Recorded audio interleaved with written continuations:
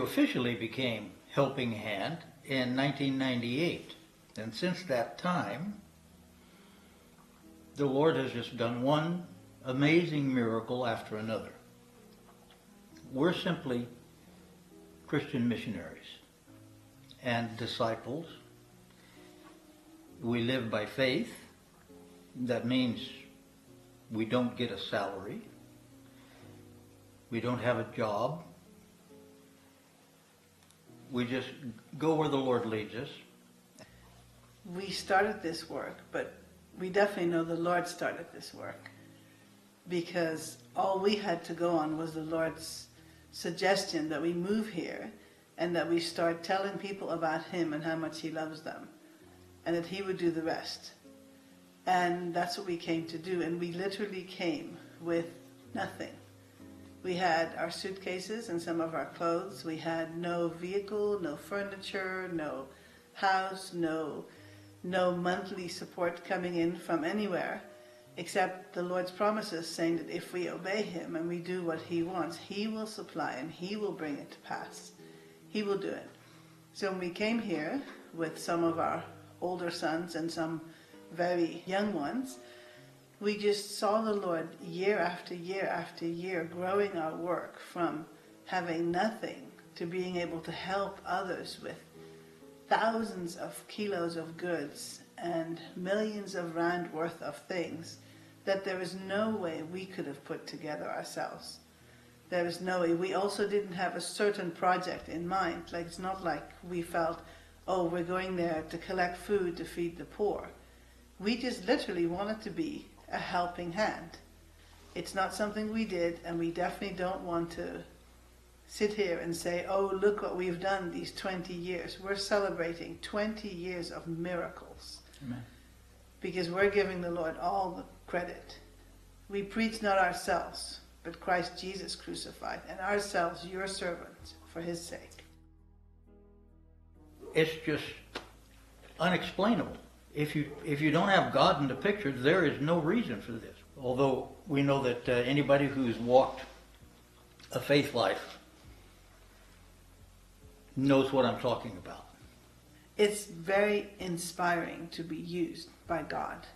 Yeah. It's very inspiring to be that person on the spot, and we are especially privileged to be able to show Jesus the way we personally have experienced Him, as a loving, caring, forgiving God, someone who has a personal interest in your life, not someone far away. And whether we teach Sunday school to the little children out in the township, or whether we bring bread, vegetables, clothes, it makes no difference, because every time we do what we do, we try to tell people it's because Jesus cares for them. And we know that after these many years, it's left a real impression with people.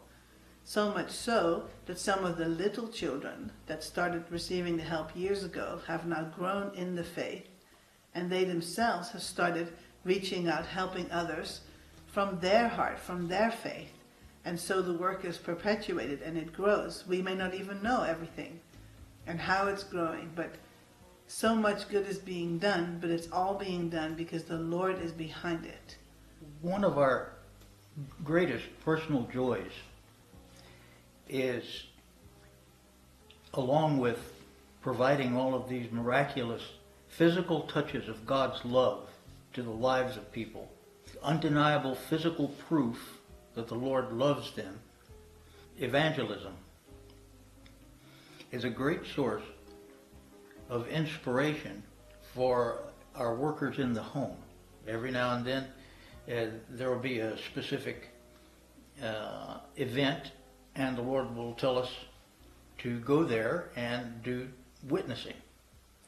It's like a great joy for the team that gets to go, to stay for a few days to a couple of weeks at these spots, simply giving out tracts, Bibles, spiritual literature to people, and talking, counseling, listening, providing answers, and most of all, leading people to Jesus, getting them to make a decision, hopefully for Him, but even those that don't, they make a decision.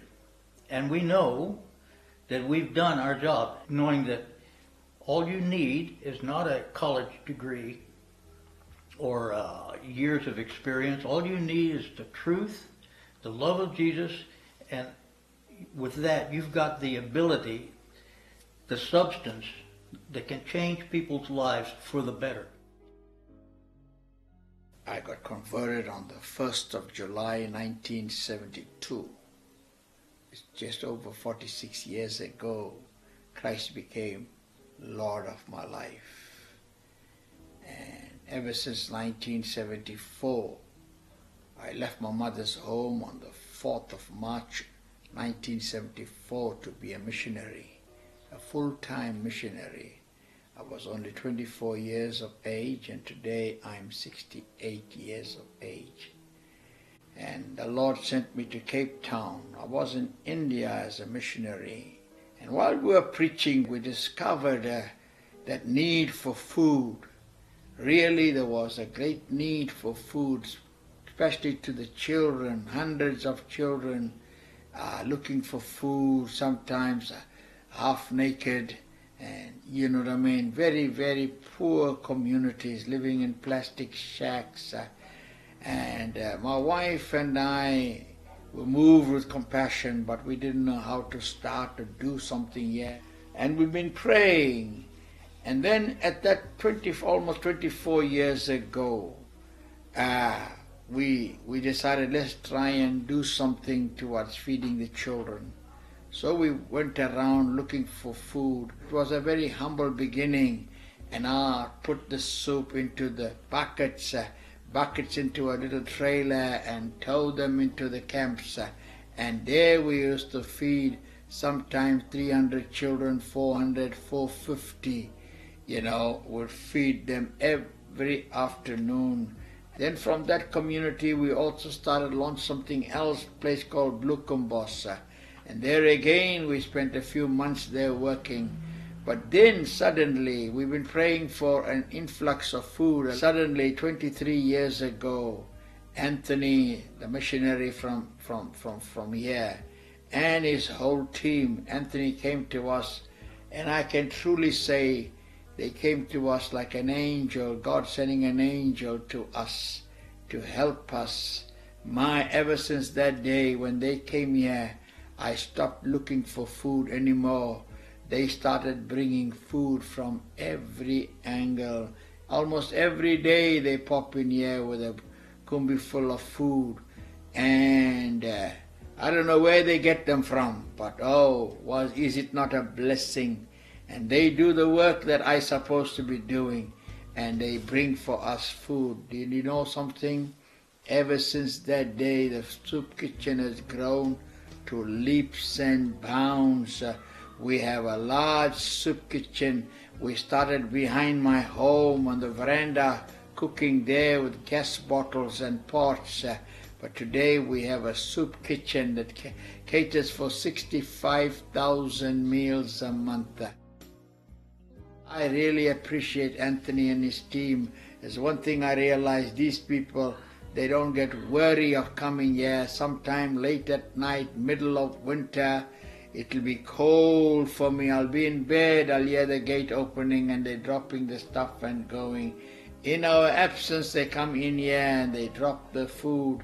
I've never seen faithful young men like this and faithful women that labor so intensively for the Lord just to put food in children's table. Today, our organization is clothing the people. And by the way, these men bring us clothes, shoes, and a lot of other things just besides food. And they are such a blessing to us. I guarantee that these are truly the servants of God. They work willingly. They don't look for a credit. They don't look for cash. They are not after anything else. I've seen these are dedicated, committed men with a vision, men with a heart. And they could have found themselves doing many other things. They could have found jobs and looked after their wives, put better food in the table, buy better houses and cars and live like every other person, but they chose the journey of charity. How I admire them. How I respect them for who they are. And after 23 years, I'm saying this story. These are people who have been truly an example of a true human being. And if you are contributing anything towards them, understand the story that I'm telling you. This comes from a man who's been coming on this journey for 46 full years.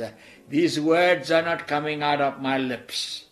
These words, I haven't planned to tell you these stories. It comes from my heart. It flows from my heart because this is real. Real. For everything that you do towards them, you have done it to me. And everything that you've done it unto me, you have done it to 65,000 children. Let me tell you something. We'll meet you in heaven. Whoever you are, God bless you. As much as you have done it unto them, you have done it unto God Himself. May God's peace be with you.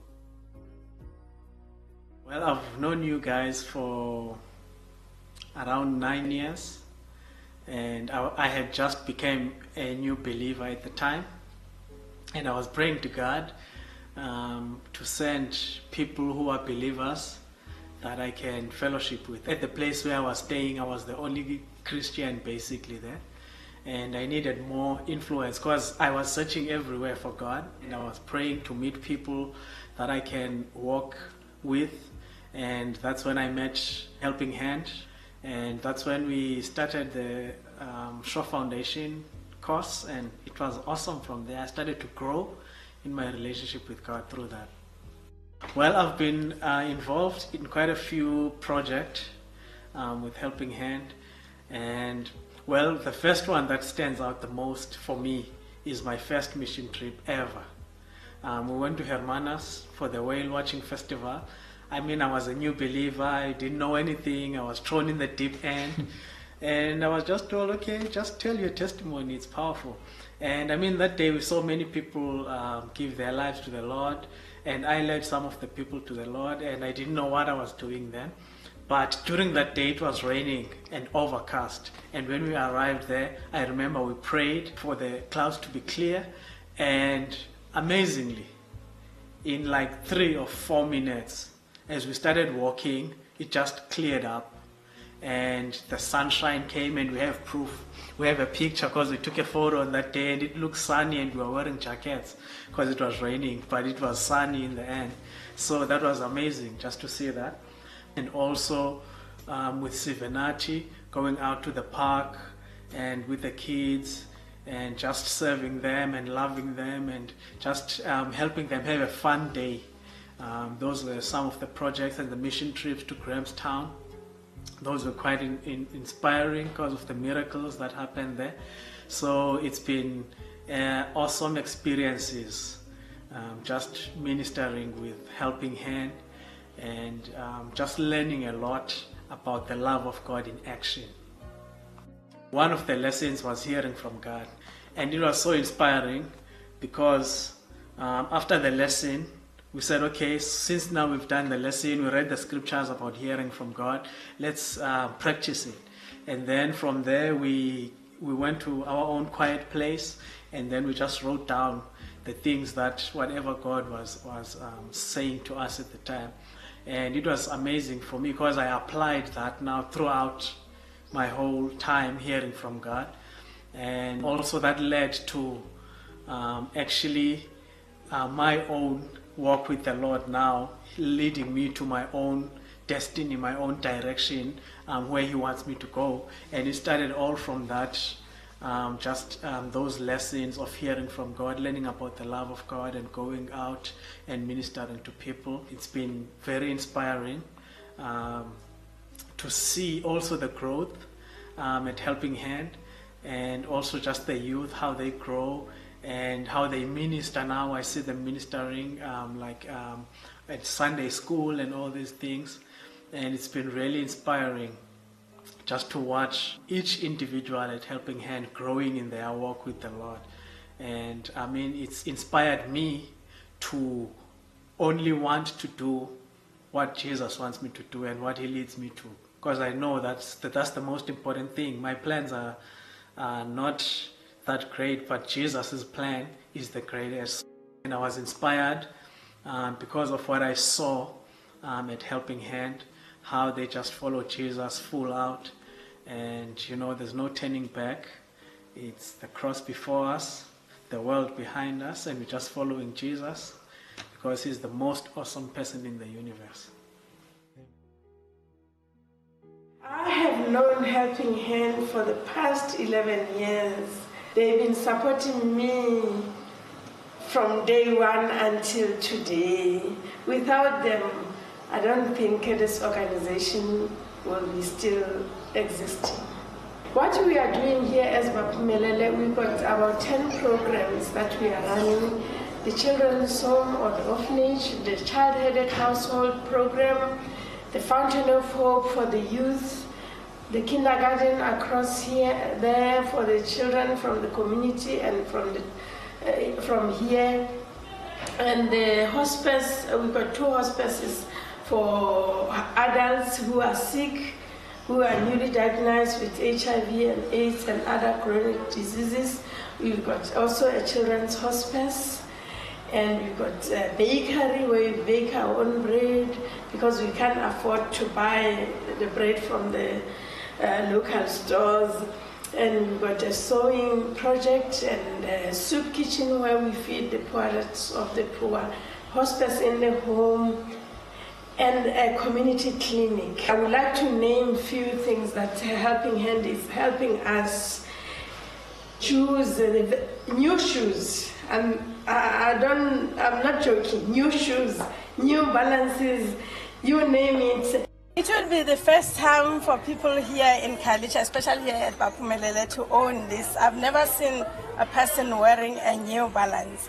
Thank you for bringing the spark on them because they never own such an expensive pair. Thank you. And the clothes. It's so important that people are giving new clothes because most of the time they're getting second-hand clothes. But with the Helping Hand, they're getting new things.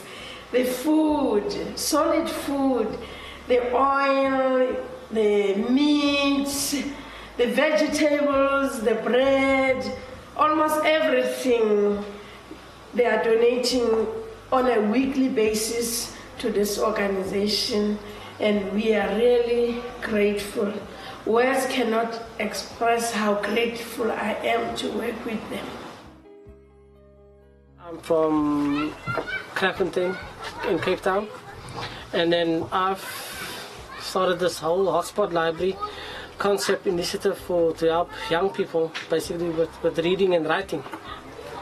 Funny enough, on the 18th of July 2017, I met this amazing bunch of people called Helping Hands, and I met them, and then we started talking, and they were part of this whole thing where they came on board to do something on Mandela Day, and our hearts connected. And since our hearts connected, because we're on the same page, we're doing similar stuff in communities. We're helping, actually reaching out to young people and assisting young people and basically just people, because our hearts are there for people.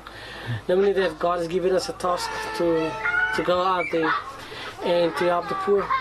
So our main focus is, the reason why we started this hospital library was God has just laid it on my heart just to a few years back to do something in a community, something big in a community. But the library is not just about reading, it's about other resources, other platforms that we create for these young people. We connect them with music, we connect them with sport, we connect them with all sorts of resources. And if anyone comes, we are there. Helping Hand has been able to assist us with some amazing books that we have in our library today. They also given us some nice material,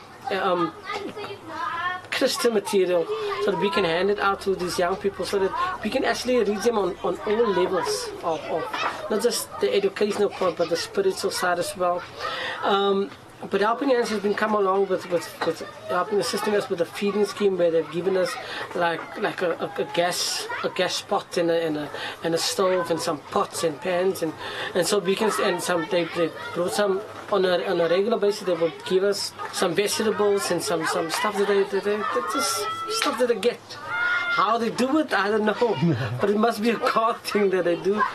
But I'm blessed to have them partner with us, because since they partnership with us, we can see there's a change coming. The nice thing about Helping Hands is that they, every time when they come, they've got this. They bring not just the goods, but they bring the hearts with them as well. They bring this beautiful heart with them. This heart to we can see that these people are genuine. These people are real. These people are not just mental in any way, but they come here and they bring.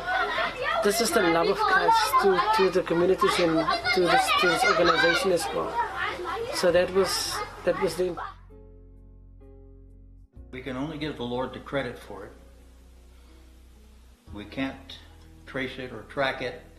Can't even remember how it was done. But the miracles that have happened along the way have been a continual inspiration and a spurring on to continue. We have at the core of our work some very unique, out-of-the-box individuals. And we were working together as a group for a long time. And we're so very thankful to have all of these people with us. That in itself is a very big miracle. An even larger miracle are all the people that make this possible to happen. We know beyond a shadow of a doubt that it is the team of sweet, concerned, loving people behind us that make our work possible. We don't receive funding from abroad. We don't receive monthly funding to do certain projects, except people from their own pocket, from their own personal funds, contribute to our work to keep us going. And we're very grateful for it. We are here to do the work. We are willing to do it. We have been called to do it. But without the backing of the individuals behind us to make this work possible, it would not be possible. So we thank the Lord that He's put us together with these precious people to help us do what we do. There have been thousands of souls saved over these last 20 years of going forth and weeping, bearing precious seed, spreading it, planting it, watering, and reaping. And we've doubtless come again rejoicing, bringing our sheaves with us. We won't really see all the sheaves till we get to heaven. Amen. But the ones that we have just been so inspiring.